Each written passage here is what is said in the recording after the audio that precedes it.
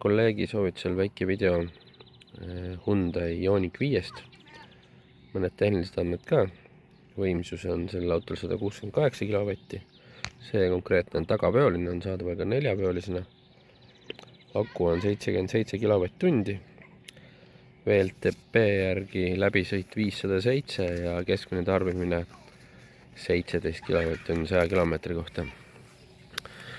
Ma olen ka tegelikult näinud Ioniq 6 ja pisut hakkab see disain juba siin Ioniq 5 peal liikuma selle Ioniq 6 peale, kuigi Ioniq 6 näeb välja tagant nagu, ma ütleks, et Porsche, siis nii nagu ka uue, nii ka Ioniq 6-ga, nii ka Ioniq 5-ga selle disainiga on selline asi, et see kas meeldib või ei meeldi.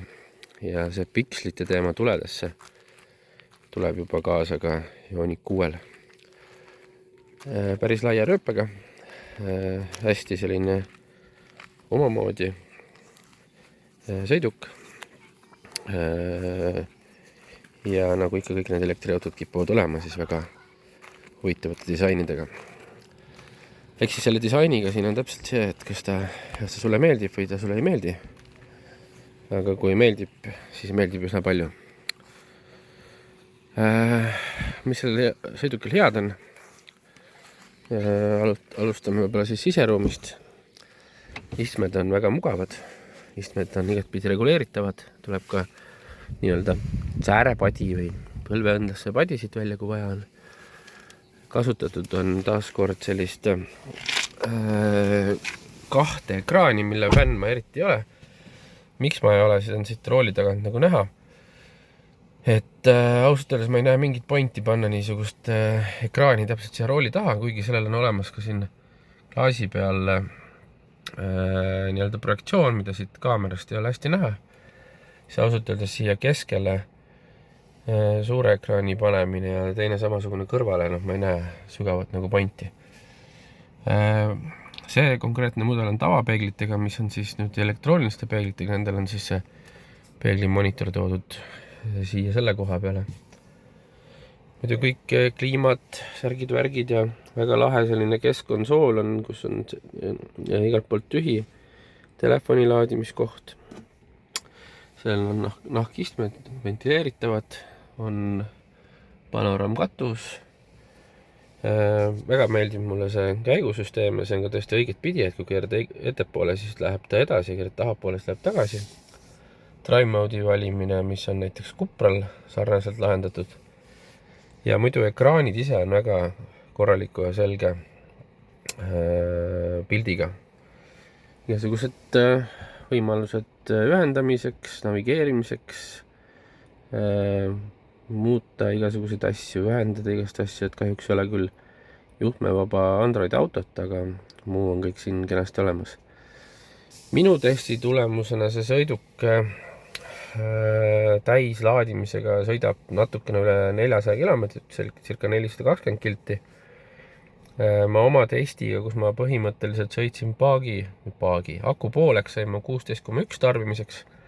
Vaatasin, et linnas selline tarbimine selline 13 või veel pisut vähem, 90 kilti tunnis oli ta selline 18, aga sellel auto puhul siis juba suuremate kiirustega see tarbimine näiteks 110 puhul läheb juba üle 20.